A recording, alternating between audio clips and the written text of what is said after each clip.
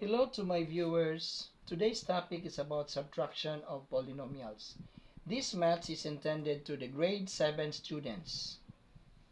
Find the difference of these two numbers. So I have here number 1. So 2x squared plus 8x plus 3.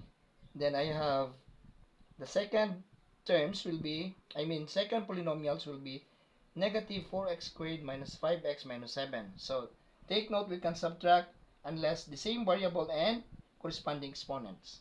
So this will be 2x squared minus 4x squared. So this will be minus 2x squared.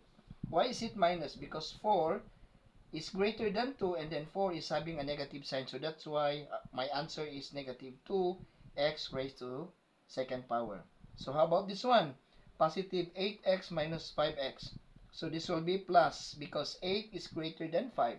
Since 8 is having positive, so it should be plus in here. And then just subtract. 8 minus 5 is 3. So this will be 3x.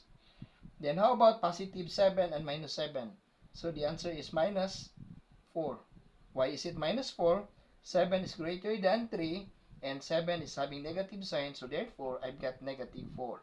Now let's go to the last number, number 2. So I have 8x squared y plus 3x cubed y squared plus 3. And then the second polynomial, so it should be minus 4x squared y minus 5x cubed y squared minus 8. So take note, the same variable, the same exponent. Okay, so 8 minus 4 is 4. Then the variables are x squared, then y. Positive because 8 is greater than 4. And then positive, 8 is having positive sign, so therefore this is positive. So plus and minus. So let us see the numerical coefficient which is greater. So this will be minus. Why? Because minus 5.